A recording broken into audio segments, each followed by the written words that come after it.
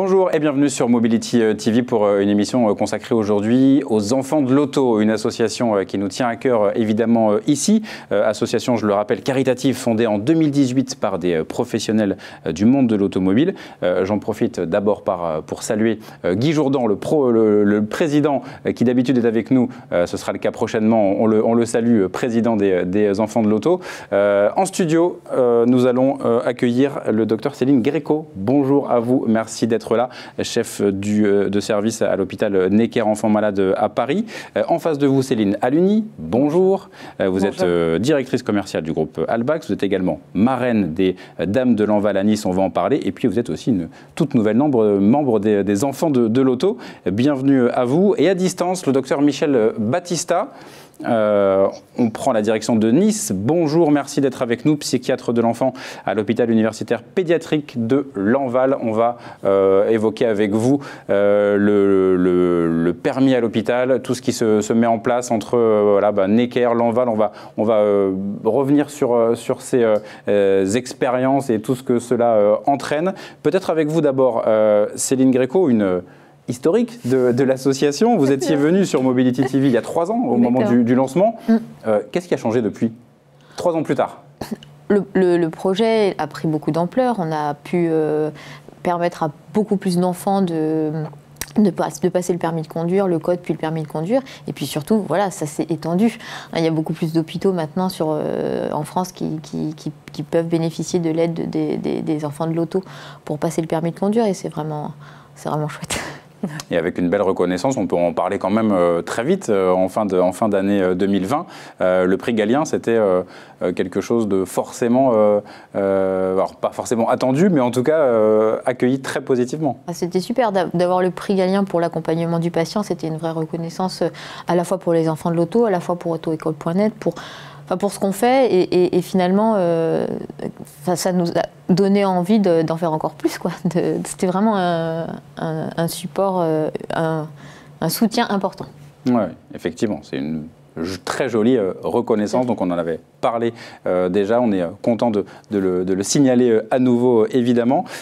Céline Aluni, vous êtes une petite nouvelle, entre guillemets, dans la famille des enfants de l'auto, et vous avez déjà beaucoup d'activités, parce que justement, c'est vous qui avez fait un peu le lien avec le groupe Albax du côté de Nice, pour que voilà, ce qui se passe à Necker, on va y revenir évidemment avec Céline Gréco, se développe aussi à d'autres endroits. Oui, c'est vrai, je suis une petite nouvelle et je suis ô combien ravie que Guy Jourdan m'ait contactée. Et effectivement, donc oui, au titre à la base de mon métier, donc je suis la directrice commerciale du groupe Albax, donc c'est un réseau de carrosserie. Et puis quand on a commencé un petit peu à parler, qui m'a présenté l'association et qui m'a notamment parlé des permis de conduire à l'hôpital, donc ayant passé quand même 15 ans à Paris pour développer Albax, donc j'avais eu connaissance de ce sujet. Et puis quand je lui ai dit que j'étais Dame de l'Enval, donc la Fondation L'Enval, comme je dis, Necker est à Paris, ce que l'Enval est à Nice. Et donc là, évidemment, le sujet est rentré. Et quand je l'ai présenté à la Fondation L'Enval, à la direction de la Fondation L'Enval et du développement, oui, ça a été accueilli à bras ouverts, j'ai envie de dire, parce que c'est un super sujet. Eh ben justement, on va prendre la direction de Nice avec vous, Michel Battista. Est-ce que vous pouvez nous expliquer tout simplement ce qui a été mis en place, depuis quand, comment ça se passe, comment ça évolue? On a envie d'avoir votre retour d'expérience.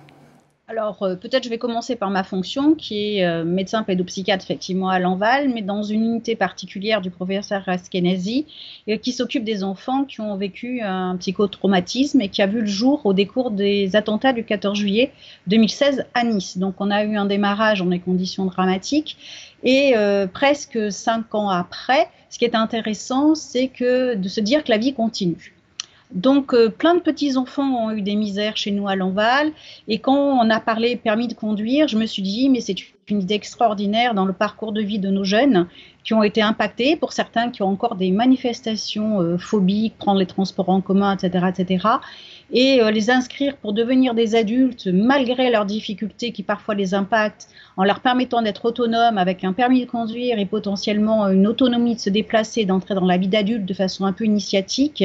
comme tel, c'est leur permettre d'aller, je dirais, de prendre en considération d'où ils viennent, je dirais, leurs difficultés, mais qui pour autant ne doit pas les empêcher de vivre dans leur devenir. Voilà. Et c'est donc du cas par cas, on s'adapte, on se dit que pour tel ou tel jeune enfant, ce serait adapté à ce moment-là, de son parcours, voilà, comment vous faites ce choix? J'aime beaucoup votre question parce qu'en fait la question était pour nous difficile parce que on peut jouer au Père Noël, voilà, et c'était une chose.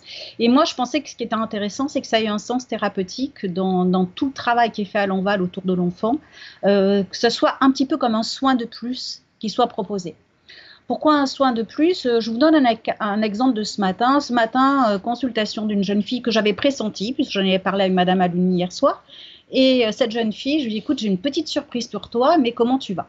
Et elle me dit toute court qu'elle a voulu aller faire les boutiques, jusque-là, rien d'exceptionnel à l'adolescence, elle a pris les transports en commun, ça s'est pas trop mal passé, et qu'au retour, donc c'était en périphérie niçoise, et au retour, elle n'arrivait pas à revenir vers Nice en transport en commun, comme si elle devenait angoissée au contact, ne serait-ce que de la ville de Nice. Donc, c'est ce qu'on appellerait tout simplement une réminiscence, etc., qui est tout à fait en lien avec sa problématique. Et là, je me suis dit, mais c'est génialissime, ce que je pensais t'offrir, c'est te proposer, si tu étais d'accord avec l'accord de ta maman, un permis de conduire.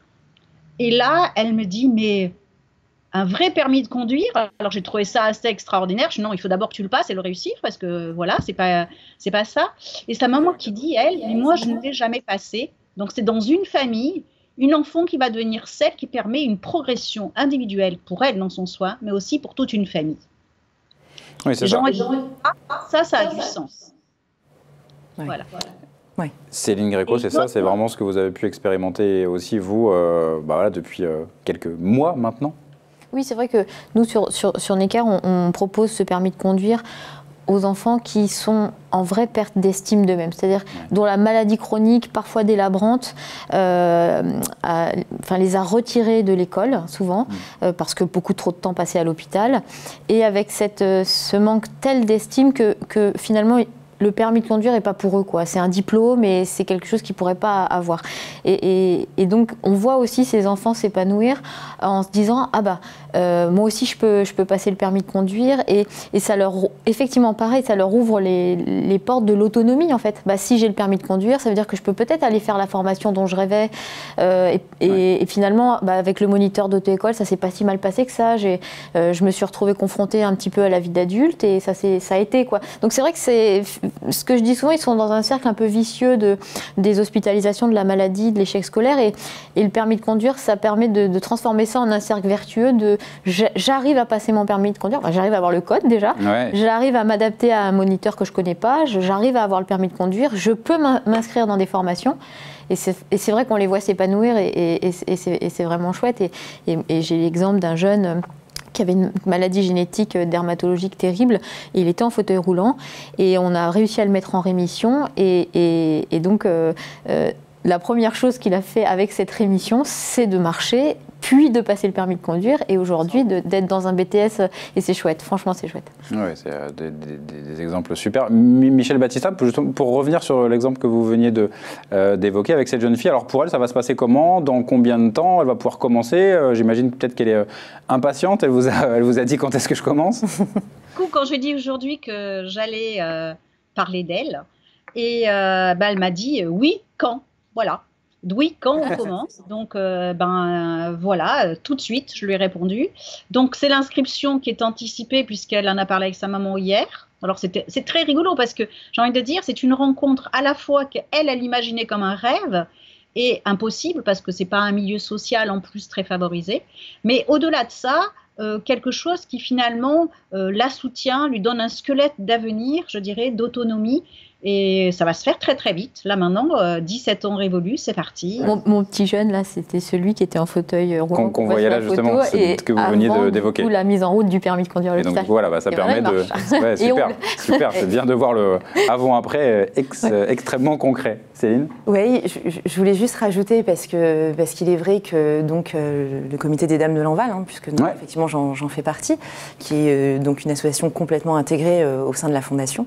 Et il est vrai qu'on on peut, nous, dans les actions que l'on peut mener, trouver de par nos réseaux, on peut habiller les enfants, puisqu'on s'est aperçu aussi qu'à un moment donné, on avait du mal, que le personnel soignant avait du mal aussi à avoir des enfants qui puissent être habillés. Donc on a eu un partenaire, donc on les habille. On les amuse aussi, puisqu'on a aussi les clowns que l'on gère, qui est une activité. Mais par contre, on ne roulait pas vraiment encore. Donc c'est vrai que pour le coup... en train de se mettre en place. C'est pareil, du coup, c'est aussi votre casquette avec le groupe Albax, la connaissance du secteur automobile qui peut vous permettre de initier quelques partenariats. Quelques partenariats. C'est ça qui est aussi intéressant, évidemment. Exactement. Et puis, ce que je voulais dire à Michel, c'est que de toute manière, si jamais il y a un souci, il n'y en aura pas, puisqu'on travaille avec le cœur, et puis que j'interviendrai, bien évidemment, si toutefois. Oui, Zéro problème.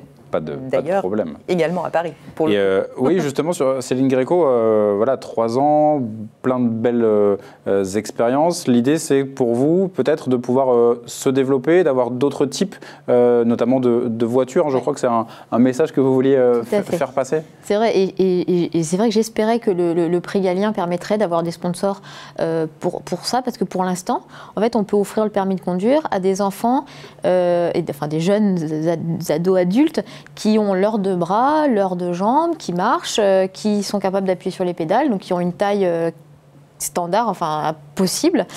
Et du coup, on laisse un peu sur le bord de la route beaucoup de jeunes qui sont suivis à Necker, des enfants qui souffrent d'achondroplasie, donc qui sont de très petite taille, des enfants qui sont paraplégiques. Et c'est vrai qu'on ce serait quand même une belle extension du projet que de pouvoir avoir des voitures, par exemple avec les pédales au volant, qui ouvriraient à beaucoup plus de jeunes déjà cette possibilité de passer le permis de conduire. Donc moi, c'est vrai que je le vois un peu comme ça, l'extension, à la fois de s'étendre sur d'autres hôpitaux, mais aussi peut-être maintenant de s'adapter grâce à des voitures aménagées à d'autres types de handicap. Pouvoir le proposer, voilà, effectivement, à plus de personnes. On passe le message clairement, les sponsors, les constructeurs, voilà, premier exemple, les pédales au volant, voilà, c'est le défi qu'on va lancer à nos amis constructeurs, sponsors, d'arriver à le mettre en place. Oui, et puis l'avantage, c'est qu'on a quelques constructeurs aux enfants de l'auto, donc du coup, je pense qu'ils vont bien l'entendre. Le message est passé,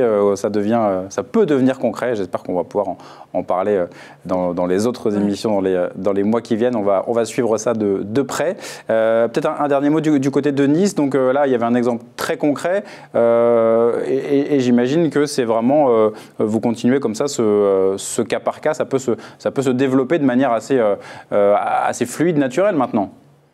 Mon prochain objectif, alors j'en parlais aussi avec Madame Alouni, c'est d'arriver à travailler avec une petite famille dont l'histoire est particulièrement dramatique et vient de l'automobile, un accident dramatique d'automobile où le papa et la petite sœur sont décédés, un chauffard qui roulait à contresens, et reste des jumeaux et une petite maman, et j'aimerais bien arriver à accompagner, alors déjà en proposant le projet, et que la maman l'accepte, parce que les jumeaux sont prêts à passer le permis, mais il faut que les parents aussi acceptent de remettre des gens et leurs enfants, les enfants notamment, sur une route avec une voiture.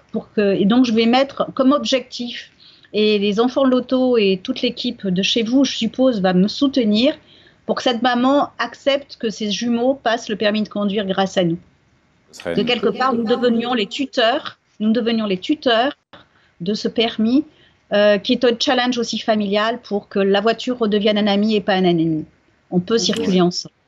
On voit l'importance de justement cet accompagnement. Ça, vous l'avez peut-être aussi vécu, ce type de cas de figure où justement il faut aussi peut-être faire confiance. On est à l'automobile, on est très content de pouvoir passer le permis, mais voilà, c'est aussi quelque chose de risqué. Il faut toujours rassurer les parents. Bien sûr, c'est ça. Mais bon, ils voient tellement ils ont tellement vu leur enfant dans cette souffrance de la non-autonomie, encore une fois, par rapport à Valentin qu'on voyait tout à l'heure, dans un fauteuil roulant, que le voir prendre la voiture et partir voir des amis, tout simplement.